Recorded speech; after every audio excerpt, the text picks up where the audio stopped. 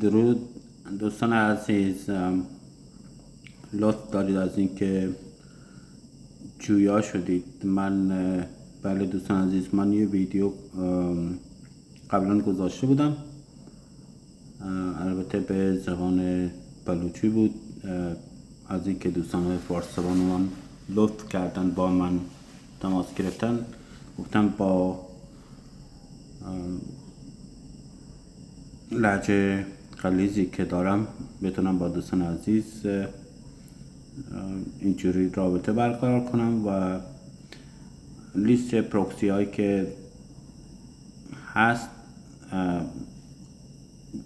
ویپن های یا همون فیلتر شکن های ویتوره و اوپن وی پی ان و همچنین پروکسیز میدن بتونم معرفی کنم. دوستانی هستند که خیلی ها بابت این سوء استفاده میکنن. امیدوارم که اینجا بتونیم یک کمکی برای دوستان عزیز داخل ایران باشم. معرفی میکنم این سایتو. خیلی ها اومدن اینو میفروشن به صورت تهیه، حالا روی حساب کار کرده ویتوره شاید چند لحظه از تونلایی که موجوده در ویتوره بتونن در از اون طریق وارد اینترنت جهانی شن. خب مراحل به این صورته که شما موقعی که به این وبسایت میرید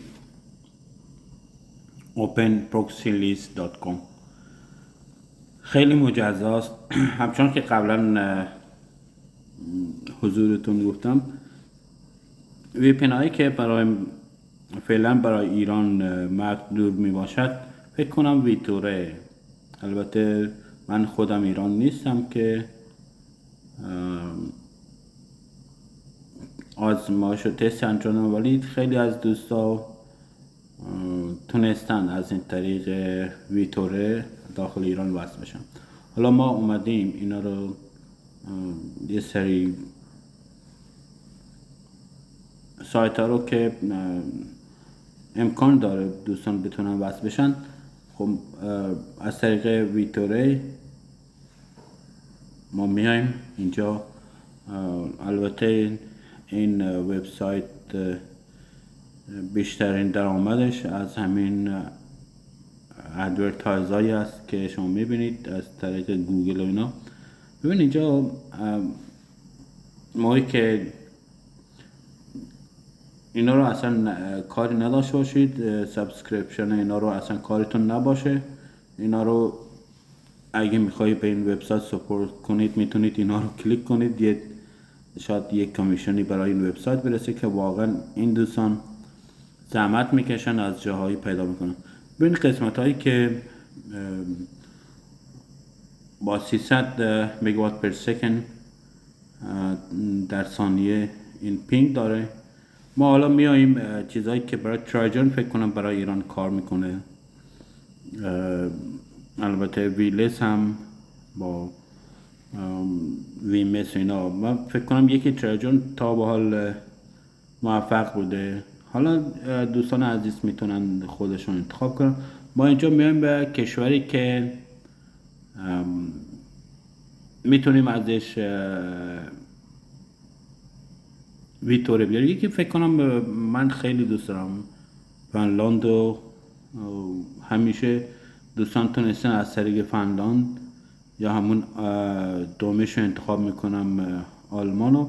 فکر کنم ترکیه نزدیکترین هم باشه بد نیست اگه بتونیم از ترکیه بگیریم، ولی شما بر حسب کشورهای مورد علاقه خودتون که هم به ایران نزدیک باشند و هم بتونید کنفیگ های ویتوره ازشون بگیرید، خیلی نامشون مجانی دوستان عزیز. امیدوارم که دوستان از داخل ایران این ویدیو رو دیده باشن.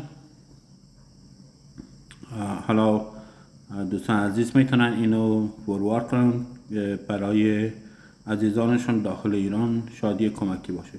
حالا ما اومدیم اینجا 3 تا کشور، یکی فنلاند که بعدش آلمان، ترکیه هم هست که حالا اومدیم اینا رو من حالا سرچ میزنم. البته اینم سرچ میزنیم با همون رسپانس تایمی که براشون 300 مگابایت پر سکند میده.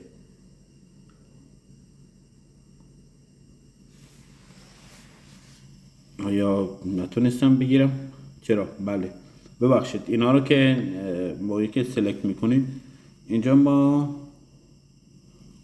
فکر کنم این 1 second ago این پریمیوم ویتوره اینا که هست اینا پولیه، باید پول بدید. فکر کنم لابد از ترکیه باشه که دنبال پولن، ولی کشورهای مثلا مورد علاقه اینجا یکیش من مثلا بهترینشو که انتخاب میکنم همین فنلانده. حالا شما کشورهای مورد علاقه تون رو هر کدومشون، یکیشو آلمان رو انتخاب میکنیم، یکیشو هم با میایم بله همون فنلاند و آلمان جرمنی. خب اینا رو ما اومدیم تست سرور کنیم. این ببین رسپانسش خیلی هم خوبه، 101 مگابایت پر سکند این کنکتیویتیشه. این هم یعنی 14 دقیقه اینا پیش کار کرده. حالا ما بله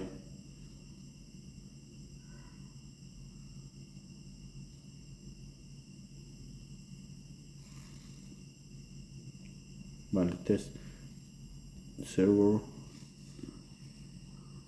checking the victory.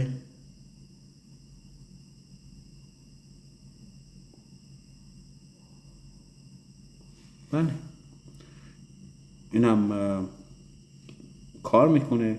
اونی که کار میکنه به صورت ویلس دیدید که این کار میکنه از طریق نتفلیکس و اینا هم میتونید وارد بشه.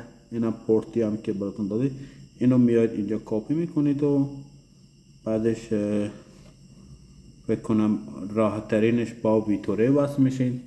برای دوستان میاد به ویتوره ما اینو امپورت میکنیم. ببینید اینو امپورت شد. فکر کنم بهتره که حالا وصل بشیم. بله اینو تنها راهش اینه که برای وصل شدن شما میاید بله به همین راحتی وصل شدید از دوستان عزیز. البته اینو بگم که فعلا من از اروپا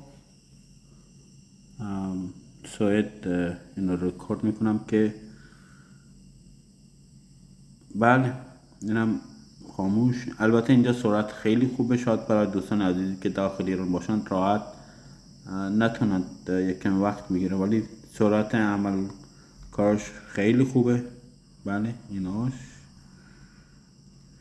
آفرین برای دوستانی که اینو درست کردن، واقعا دمشون گرم. openproxylist.com دوستان عزیز میتونن استفاده ببرن. امیدوارم که کمکی بوده باشم، ولی دوستان عزیز میتونم از این طریق وصل بشن. دوستان عزیز ایرانی این ویتوره ها مجانی است،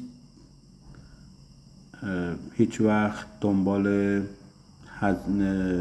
خریدن ویتوره نباشید. ویتوره ها مجانی شما میتونید به دست بیارید.